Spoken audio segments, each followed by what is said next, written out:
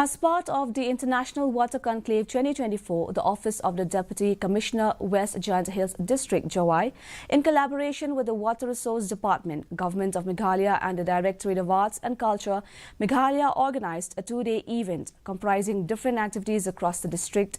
Yesterday, a cleaning drive was carried out from Jinkieng Pambala to Treyongyang Demsir of Mintudu River, witnessing the active participation of students, Bharat Scouts and Guides, social workers, government officials and others.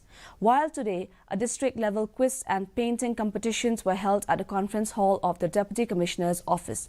The competitions witnessed the participation of students from different schools and colleges.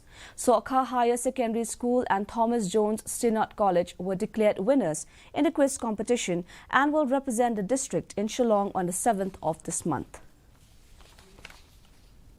The Garo